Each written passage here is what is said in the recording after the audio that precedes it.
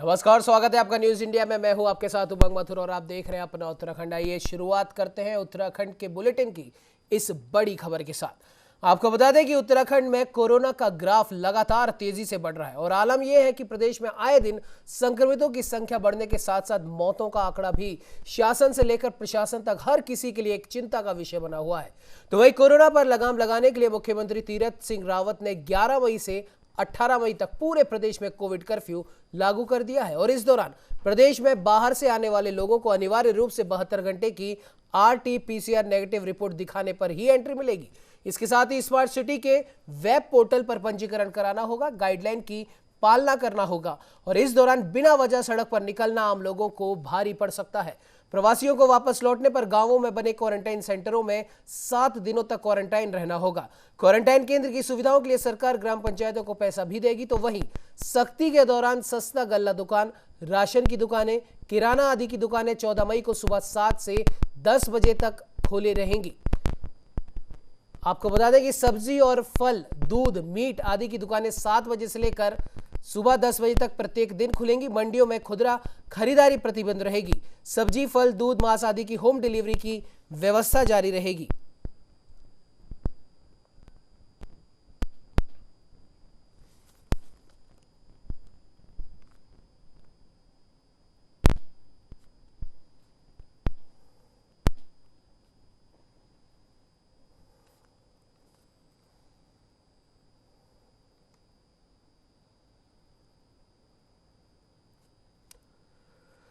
तो मैं आपको बता दें कि उत्तराखंड में अगर कोरोना के आंकड़ों की अगर बात करें तो पिछले 24 घंटे में 5,541 नए मरीज सामने आए हैं। तो वहीं 168 मौतें भी दर्ज की गई हैं।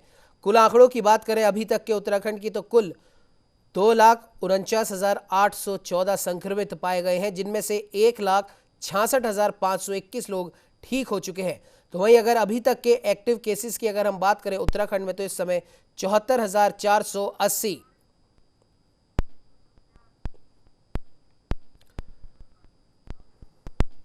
तो इस खबर पर ज्यादा जानकारी के लिए रुद्रप्रयाग से हमारे संवाददाता भूपेंद्र भंडारी हमारे साथ जुड़ चुके हैं।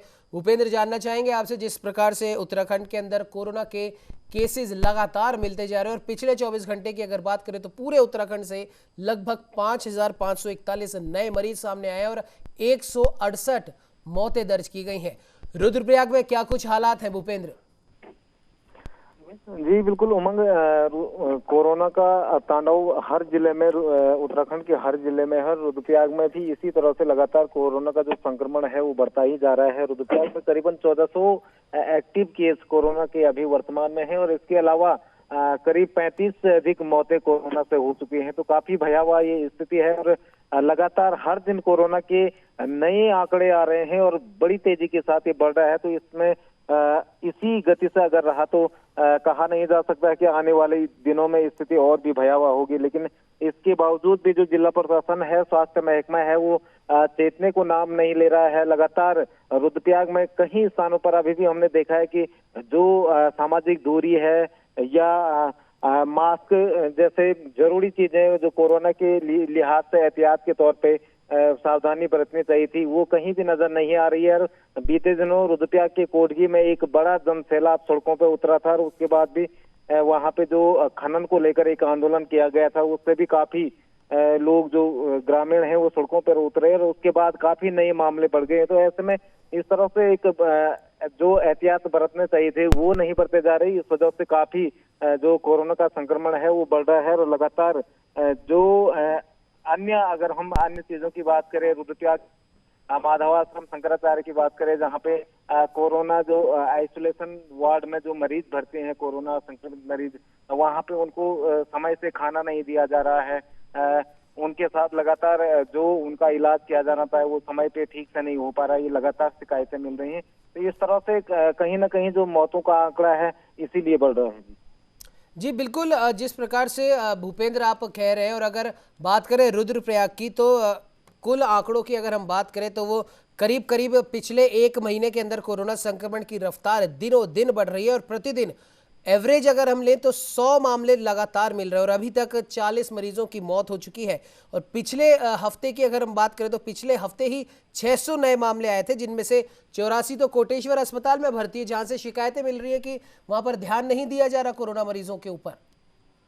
जी बिल्कुल बिल्कुल उमंग, क्योंकि कोटेश्वर का जो माधवाश्रम शंकराचार्य अस्पताल है वो केवल रुद्रप्रयाग जिला के एकमात्र अस्पताल है जहां कोरोना संक्रमित मरीज भर्ती हैं। और इसी तरह से करीब 90 मरीज वर्तमान में वहां पे भर्ती हैं। और लगातार जिस तरीके से शिकायतें वहां से मिल रही है कि समय पे उनको खाना नहीं दिया, दिन का जो लंच होता है वो करीबन शाम को 4 बजे उनको मिल पा रहा है। इसी तरह से नाश्ता भी देर में दिया जा रहा है, जबकि समय से उनकी देख रेख नहीं हो पा रही है, जिससे वहां पे एक रिकॉर्ड जैसा बन गया है कि जो मरीज कोरोना संक्रमित अस्पताल कोटेश्वर अस्पताल में जाता है तो वो दोबारा वहां से घर लौट के नहीं आता। तो इस तरह से एक भय का माहौल लोगों में बन गया है। और जिस तरीके से वहां पे लापरवाहियां बरती जा रही हैं, लोग उससे भयभीत हैं कि कहीं इस पूरी जो लोगों की मौतें हो रही हैं इसके पीछे पूरा प्रशासन की लापरवाही है। और इसी तरीके से लोग अब प्रशासन के खिलाफ आक्रोश व्यक्त कर रहे हैं।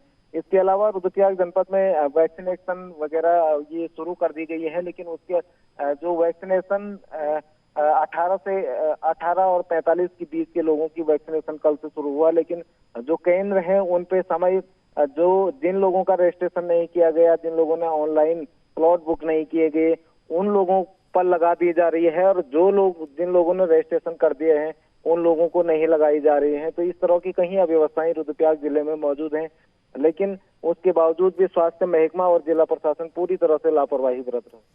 जी बिल्कुल भूपेंद्र, आप बने रहिए हमारे साथ में। रुपेश वालिया हमारे साथ जुड़ चुके हैं हरिद्वार से। रुपेश, जानना चाहेंगे आपसे, हरिद्वार में जो अव्यवस्थाओं का आलम है वो लगातार बढ़ता जा रहा है। ऑक्सीजन प्लांट फेल हो चुके हैं और साथ ही साथ जो कोविड मरीज जो होम आइसोलेशन में है उन्हें लेकर भी यहाँ पर लगातार शिकायतें यहाँ पर आ रही है कि उनके घर से जो फेंका हुआ कूड़ा है उसे नगर निगम के कर्मचारी प्रॉपर तरीके से हैंडल नहीं कर पा रहे हैं, उस कूड़े को डिस्पोज ढंग से नहीं कर पा रहे हैं, उसका सैनिटाइजेशन नहीं कर पा रहे हैं। और जब मेयर ने इस बारे में उन्हें फटकार लगाई तो उन्होंने उसको एक जगह ले जाने की वजह उसमें आग लगा दिया। बस सोच सकते हैं अव्यवस्था का आलम, प्रशासनिक लापरवाही, उस कूड़े को जला दिया गया जिसमें संक्रमण के पूरे पूरे आसार है। और जब उसकी लपटें जब आसमान में उठेंगी, उसका धुआं जब फैलेगा तो उससे संक्रमण की रफ्तार और कितनी ज्यादा हो सकती है। तो इतनी भारी लापरवाही देखी जा रही है रुपेश हरिद्वार के अंदर। जी उमंग, आपका कहना बिल्कुल ठीक है। फिलहाल कोविड काल चल रहा है तो ऐसे में जो नगर निगम हरिद्वार है वो बिल्कुल फेलियर साबित हो रहा है। जगह जगह कूड़े के ढेर लगे पड़े हैं, कई जगह तो कूड़े के अंबार भी लगे पड़े हैं, जिसके चलते जो लोग स्थानीय लोग हैं वो सोशल मीडिया के माध्यम से गाए बगाए कूड़े की तस्वीरें खींचकर या कूड़े की वीडियो बनाकर सोशल मीडिया के माध्यम से सभी को संदेश देते रहते हैं कि जो नगर निगम हरिद्वार है वो फिलहाल उनसे कूड़ा भी नहीं उठाया जा रहा है। इसको लेकर तमाम राजनीति की फिलहाल हो रही है। कांग्रेस, और क्योंकि मेयर कांग्रेस की है और जो पार्षद है वो अधिकांश भाजपा के हैं, तो उनमें रस्साकशी चलती रहती है। फिलहाल मेयर ने पिछले दिनों जो नगर निगम के अधिकारी हैं उन्हें बुलाकर काफी लताड़ लगाई थी, जिसके बाद उन्होंने शहर की सफाई व्यवस्था को पटरी पर लाने का वादा भी किया था। लेकिन ये जो आग लगाने वाला जो आप बात बता रहे हैं ये बिल्कुल ठीक है कि जो कूड़ा उठाने वाले जो कर्मचारी हैं उन्होंने कूड़ा उठाकर उसमें आग लगा दी, जिससे वाकई आपका कहना बिल्कुल ठीक है कि जो संक्रमण का जो खतरा है वो बहुत ज्यादा बढ़ जाता है। अभी फिलहाल की यदि बात करें तो कल यहाँ पर जिला अस्पताल में भी जो ऑक्सीजन सिलेंडर की व्यवस्था थी वो भी फेल हो गई थी, जिसके बाद जो 8 मरीज थे उनकी सांसें अटक गई थी। आनंद फानंद में उनमें से 7 मरीजों को बर्फानी हॉस्पिटल और अन्य हॉस्पिटलों में भर्ती कराया गया, जिससे उनकी जान बच सकी है। एक मरीज ने बिल्कुल जाने से इनकार कर दिया था कि वो किसी भी कीमत पर बर्फानी हॉस्पिटल या अन्य किसी हॉस्पिटल में नहीं जाएंगे, वो केवल जिला अस्पताल में इलाज कराएंगे। हालांकि सभी को सुरक्षित बचा लिया गया है और फिलहाल जो ऑक्सीजन की व्यवस्था है जिला अस्पताल में वो सुचारू रूप से चल रही है। लेकिन कूड़े की स्थिति बहुत ही भयंकर बनी हुई है यहाँ पर, क्योंकि हरिद्वार बहुत बड़ा क्षेत्र है, तो ऐसे में ज्वालापुर उपनगरी है, कनखल उपनगरी है और हरिद्वार का जो मध्य हरिद्वार का क्षेत्र है वहां पर भी कूड़े की जो व्यवस्था है उसे व्यवस्थित करने के लिए नगर निगम हरिद्वार द्वारा जो भी जितने भी लोग हैं या जो कूड़ा उठाने वाली एजेंसी है, वो भी लोग कोई बहुत अच्छा काम नहीं कर रहे हैं, जिसके बाद मेयर को बीच में आना पड़ा। और मेयर ने सीधे सीधे मुख्य नगर अधिकारी पर भी ये आरोप लगाया है कि मुख्य नगर अधिकारी लोगों को गुमराह कर रहे हैं और सफाई व्यवस्था की तरफ उनका ध्यान नहीं है। अभी देखना ये होगा कि मेयर की फटकार के बाद जो हरिद्वार में कूड़े की व्यवस्था कितनी व्यवस्थित हो पाती है। जी बिल्कुल रुपेश, बिल्कुल आपने सही कहा। खैर, क्योंकि तमाम ऐसी चीज़ें हैं जिनको रोकना या फिर उनको ठीक तरीके से मैनेज करना बहुत ज़्यादा ज़रूरी है, क्योंकि ये वो बहुत, हम कह सकते हैं, बहुत बेसिक चीज़ें हैं, बहुत बारीक चीज़ें हैं जिनका अगर ध्यान रखा जाए, जिनके बारे में जनता को जागरूक किया जाए, तो कोरोना की इस बढ़ती रफ्तार पर लगाम बहुत आसानी से लगाया जा सकता है। लेकिन बात वही है, प्रशासनिक इच्छा शक्ति का यहाँ पर ना होना एक बहुत बड़ी, हम कह सकते हैं कि जो लापरवाही का जो आलम है वो यहाँ पर दिखाई दे रहा है। खैर, हमारे साथ बने रहिए। कानपुर से सुशील कुमार झा हमारे साथ में जुड़ चुके हैं, हमारे संवाददाता, और साथ ही साथ नैनीताल से कांतापाल भी जुड़ चुके हैं। कांतापाल, आपके पास आऊंगा, उससे पहले सुशील आपके पास आना चाहेंगे। कानपुर में क्या कुछ हालात कोरोना के इस समय दिखाई दे रहे हैं? देखिए, हालात जो जिस तरह से देश में और राज्य में दिखाई दे रहे हैं, वही हालात कहीं ना कहीं क्षेत्र में भी नजर आ रहे हैं। हालांकि जिस तरह का संक्रमण एक विकराल रूप ले रहा है, उसको कहीं ना कहीं उसका ग्राफ थोड़ा कम तो नजर आ रहा है, लेकिन स्थिति जो के तू है। प्रशासन शासन जिस तरह से कार्य कर रही है और जिस तरह के तमाम तरह के रोज आदेश आ रहे हैं, उनको पालन कराने के लिए कर्मचारियों को दिशा निर्देश दिए जा रहे हैं, लेकिन कहीं ना कहीं कुछ ना कुछ व्यवस्था में खामियां हैं जो पूरी तरह से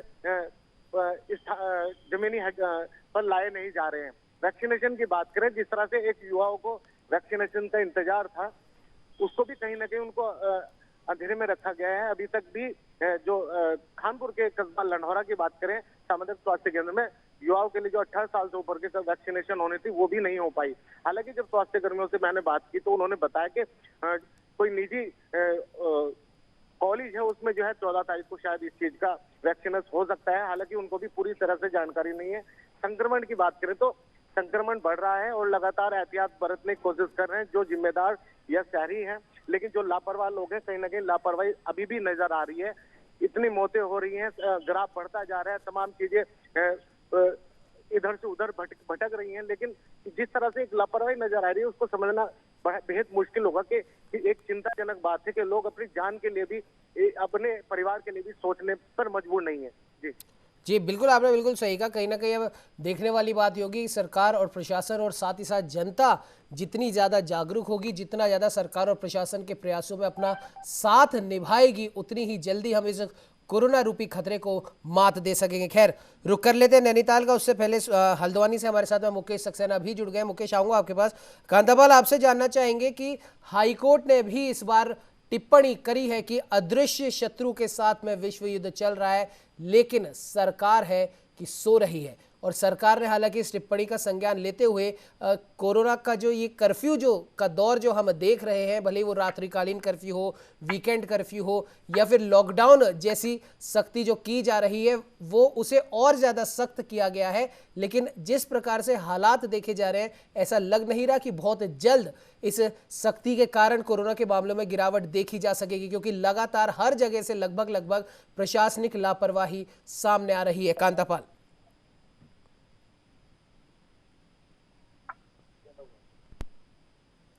जी मेरी आवाज सुन पा रहे हैं कांतापाल आप? जी बिल्कुल, आपकी आवाज आ रही है उमंग। जी बोलिए।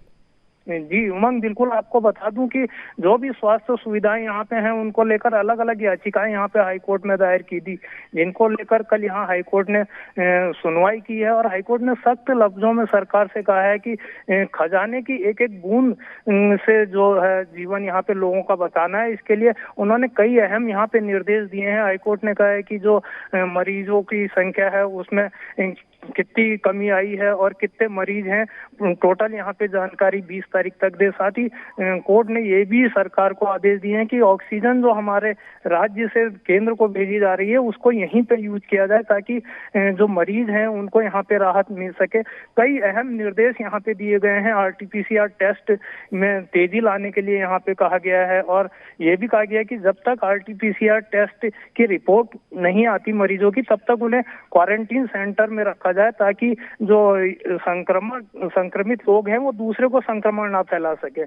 उमंग, मैं आपको ये भी बता दूं कि नैनीताल में सख्ती से कोरोना कर्फ्यू का पालन कराया जा रहा है। सुबह 7 से 10 बजे तक ही यहाँ पे जो आवश्यक वस्तुओं की हैं वो दुकानें खोली जा रही हैं। जी उमंग।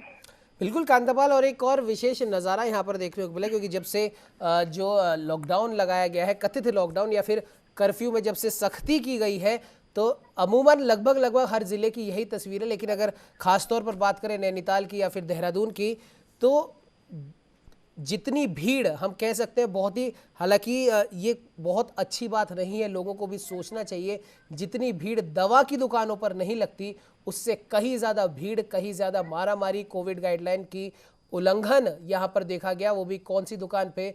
शराब की दुकानों पर। तो क्या इस चीज़ को मैनेज नहीं किया जा सकता था कांतापाल? बिल्कुल उमंग, मैं आपको बता दूं कि नैनीताल हल्द्वानी के बीच में डोलमार एक क्षेत्र पड़ता है। वहां पे कल देखा गया कि लंबी लंबी शराब की दुकानों पे लाइनें लगी हुई, लोग ऐसे टूट पड़ रहे थे कि जैसे वहां पे राशन बढ़ रहा हो। इसको देख के जिला प्रशासन को जैसे ही वहां पे भनक लगी, वहां पे जाके लोगों को उन्होंने वहां से हटाया है।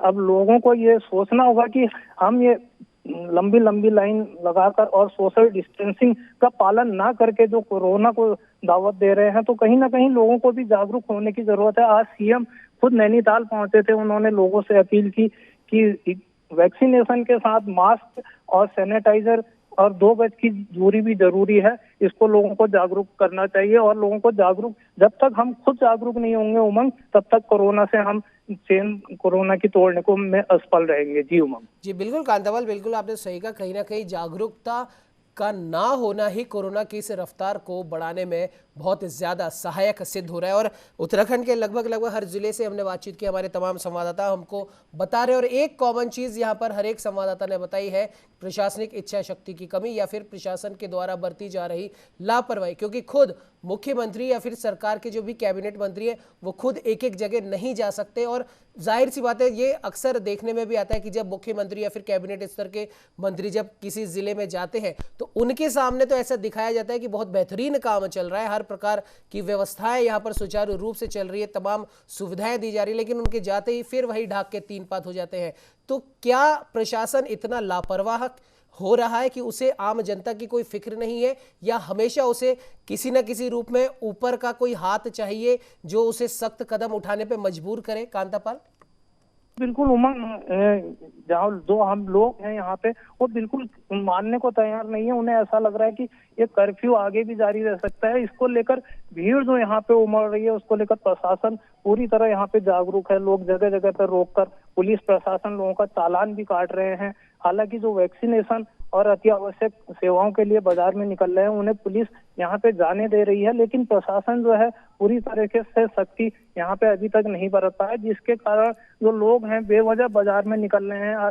उन्हें चालान का भी डर नहीं है उमंग, और न ही उन्हें इसका डर है कि वो बाजार जो घूम रहे हैं कहीं ना कहीं उनको संक्रमित होने का खतरा बना हुआ है। जी उमंग। जी बिल्कुल, आप बिल्कुल सही कह रहे हैं, कहीं ना कहीं लोगों में भी भय खत्म होता जा रहा है, और ये भय खत्म होने का सबसे बड़ा कारण फिर से वही बात है, प्रशासनिक लापरवाही या फिर प्रशासन की इच्छा शक्ति में कभी। अगर प्रशासन अपनी इच्छा शक्ति के साथ साथ थोड़ी सी सख्ती अगर दिखा दे तो लोग भी शायद ये लापरवाही बरतना बंद कर दें। खैर, हमारे साथ बने रहिए, हल्द्वानी का रुख कर लेते हैं। मुकेश सक्सेना हमारे साथ लगातार बने हुए। मुकेश, एक तो पहले ही हल्द्वानी में कोरोना के संक्रमण से लोग जूझ ही रहे हैं, और बारिश ने इसमें हम कह सकते हैं कि और एक और क्या कहें उसको कि तड़का सा एक लगा दिया है। बारिश की वजह से कई जगहों में, कई दुकानों में, कई घरों में पानी भर गया है, सड़कें कूड़े से अटी पड़ी हैं, और ऐसे में गंदगी का आलम कोरोना के संक्रमण को बढ़ाने में और ज्यादा सहायक हो सकता है।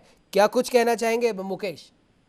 बिल्कुल, मगर बात करें हल्द्वानी जिस तरह कोरोना का लगातार कहर बढ़ता जा रहा है, मौतें होती जा रही हैं और कोरोना के पेशेंट बढ़ते जा रहे हैं, साथ ही साथ बारिश भी लगातार हुई है हल्द्वानी में 3 दिन से, और ओले पड़े थे, इसके चलते काफी नगर पालिका की जो होती है नगर निगम की पोल खुलती दिखाई दे रही है, पूरी तरह नाले फट हो चुके हैं, ईद का त्योहार सिर पे आ चुका है। इसके चलते नगर पालिका कर्मचारी भी काम करने से इनकार कर रहे हैं, ताकि उनको भी खतरा है कि कोरोना का, कहीं हमको कोरोना हो जाए, हमारे घर में परिवार है, इसलिए लेकर काफी समय से यहाँ पर हल्द्वानी में बड़ा गंदगी का मालूम है। लेकिन आज इस तरह से हल्द्वानी में पूरी तरह से प्रशासन सख्त नजर आया है, जगह जगह चेकिंग चल रही है और जिस तरह से 7 से 10 बजे तक कर्फ्यू जारी किया है, इसको लेकर प्रशासन पूरी तरह सक्रिय हल्द्वानी में देखने को मिल रहा है।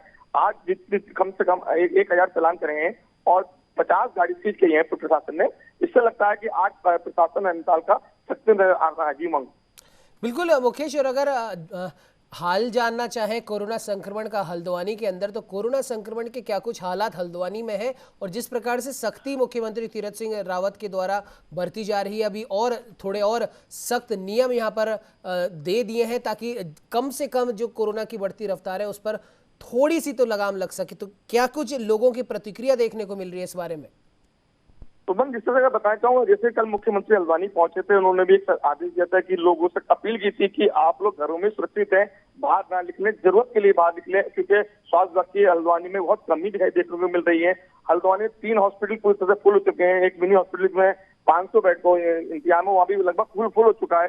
सुशीला तिवारी पूरा कंप्लीट फुल हो चुका है। लेकिन अब हालात कितने बिगड़ चुके हैं हल्द्वानी के कि उमंग कुछ कहा नहीं जा सकता और स्वास्थ्य विभाग की लापरवाही हल्द्वानी को देखने को मिल रही है। जी उमंग जी बिल्कुल, और सबसे बड़ी बात मुकेश यहाँ पर जानना चाहेंगे कि जो हल्द्वानी प्रशासन है, हल्द्वानी जिला प्रशासन है, उसकी तैयारियों में क्या कुछ कमी देखी जा रही है?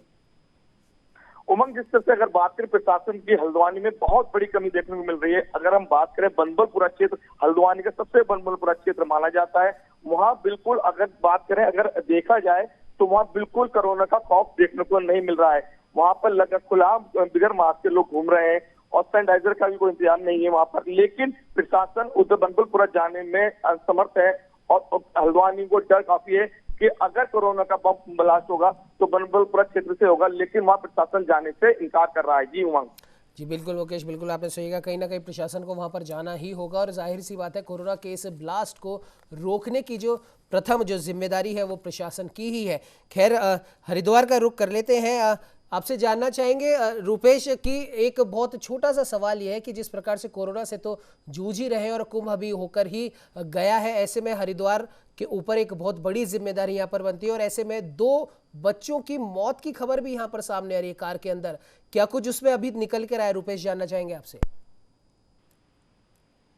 देखिए उमंग, दोनों बच्चों की मौत वहां पर दम घुटने से हुई थी। आज मेरी कोतवाली रानीपुर के प्रभारी से भी बात हुई है। उनका कहना यह था कि चूंकि बच्चे वहां पर थे और पुरानी गाड़ी थी, जंग लगी हुई गाड़ी थी, तो वो बच्चे उसके अंदर घुसे और अचानक वो लॉक हो गई और जो उन बच्चों से नहीं खुला। स्थिति ये हो गई कि बच्चों की जब डेथ हुई तो उसके बाद उसमें बच्चों के शरीर में कीड़े पड़ने शुरू हो गए थे। तो उन्होंने जो बताया वो बहुत ही विभत्स हादसा था। हालांकि पोस्टमार्टम की रिपोर्ट आ चुकी है। पोस्टमार्टम की रिपोर्ट में कुछ भी क्लियर नहीं है, जिसके बाद बच्चों का बिस्तरा यहाँ पर सुरक्षित रख लिया गया है। ईद से पहले उन दोनों बच्चों की मौत से सलेमपुर जो गांव है वहां पर मातम पसरा हुआ है। जी फिलहाल यदि बात करें तो उन बच्चों की मौत का कोरोना से कोई लेना देना नहीं है।